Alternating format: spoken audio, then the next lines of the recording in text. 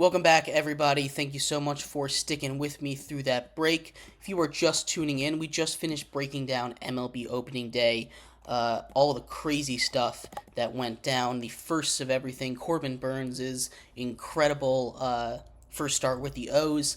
Mike Trout hitting the first home run, the first blowout. The O's, the and a whole bunch of other teams looking great, and we had our first baseball fight as well earlier today. So baseball is alive, thriving, and well.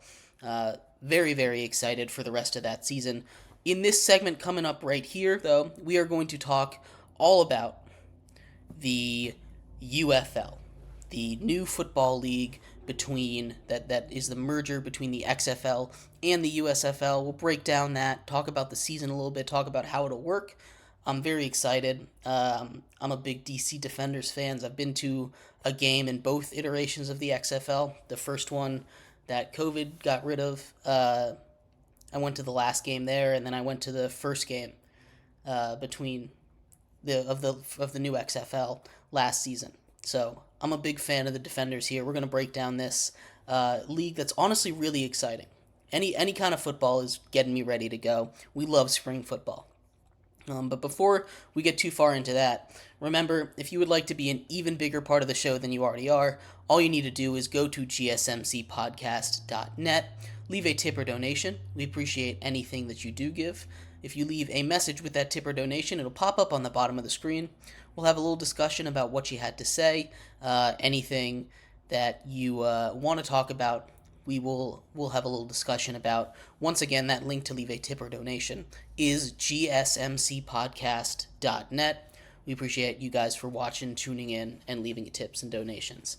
But like I was saying, we're going to talk about the UFL. The UFL, the merged league between the XFL and the USFL, two spring football leagues that were kind of competing last season. Both got pretty solid ratings, and now they're going to combine forces, make one league instead of have two compete against each other. The way it's going to work, there are 8 teams. They took 8 teams. They took 4 teams from each of the leagues, 4 from the USFL and 4 from the XFL. So from each of those, they made divisions, obviously.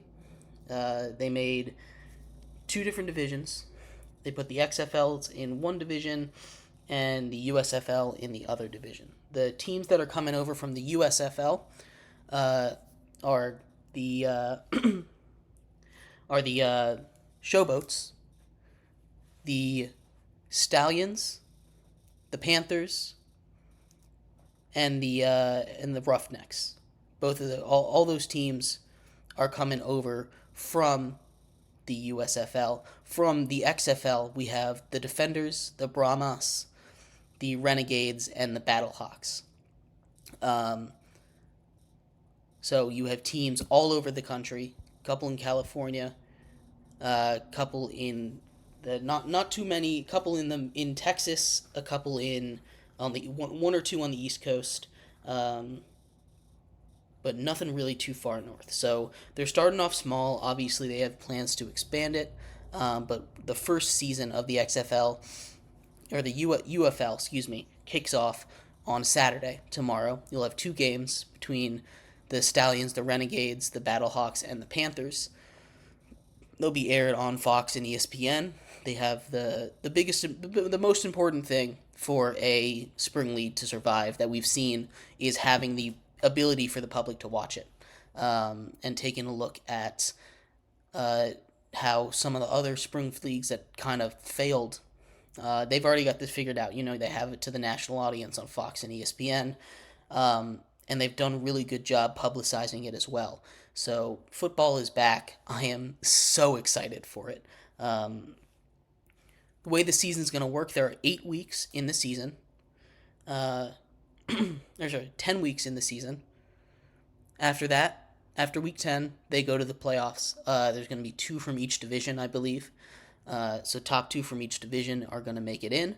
And then they play based on record. You play I believe you play the team in your division first, and then you move on and play the winner of the other one. And the host they've already selected the host city. I believe it's in Dallas for the, I don't know exactly what they're calling it, the Super Bowl of the UFL. I'm not sure exactly. Maybe it's just called the championship game. Um, but very excited to see how this goes. There are a lot of players on these rosters that, they're all getting second chances. Some guys that you've heard of, some guys that you haven't.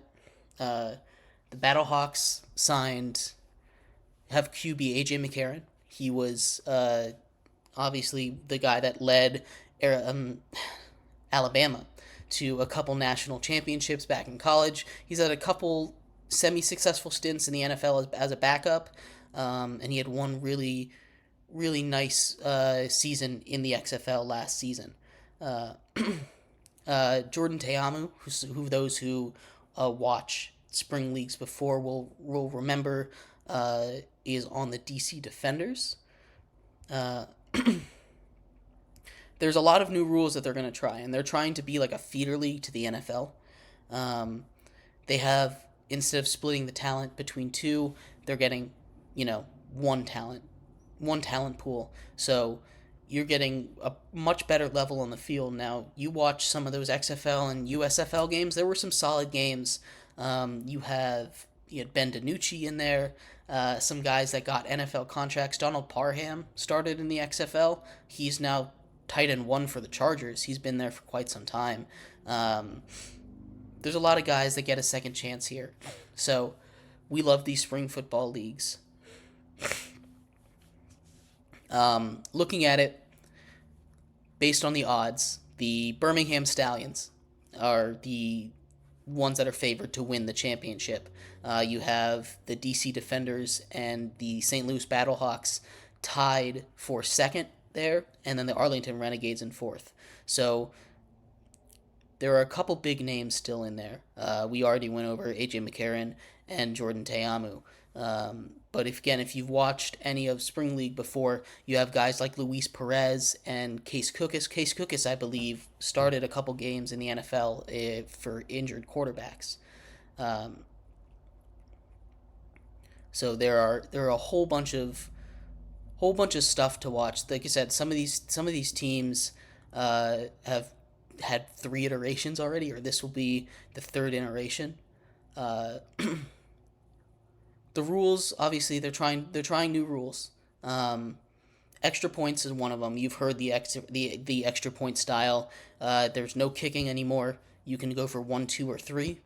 If you go for 1, it's from the 2-yard line. Go for 2, it's from the 5, and you go for 3, it's from the 10.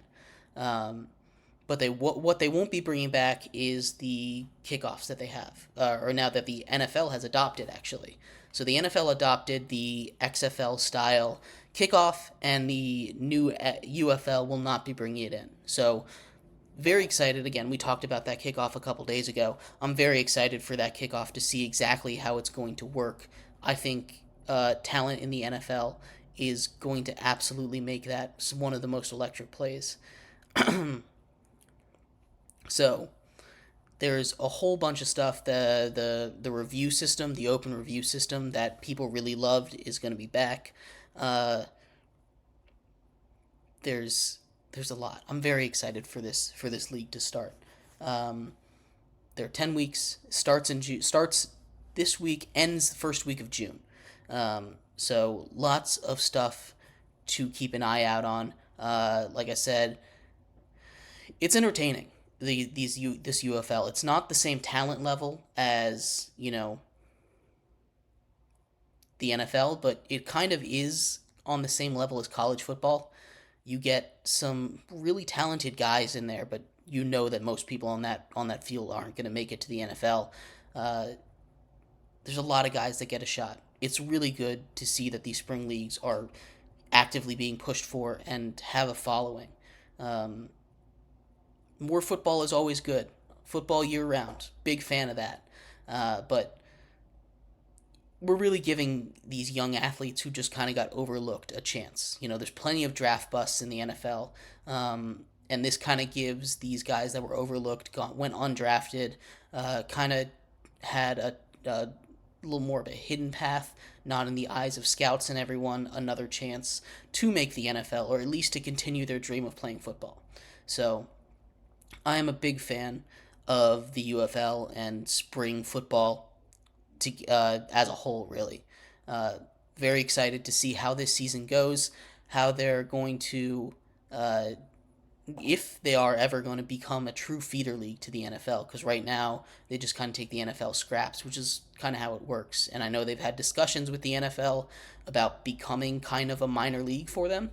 Um, I'm curious how that would work because it doesn't seem like the NFL is too interested in having like a true minor league. They already have college football, which kind of acts as a minor league. Um, but maybe they can get some kind of partnership with the UFL. I'd love to see exactly how that goes. Um, but in our fourth and final segment coming up, we are going to talk all about Draymond Green and the NBA and the Warriors and the standings and where they find themselves in because he is, I don't want to say single-handedly bringing the Warriors down, but there's a lot of stuff going on between in that situation. But yeah, thank you everybody for tuning in. We'll be right back on Sports by GSMC Podcast Network.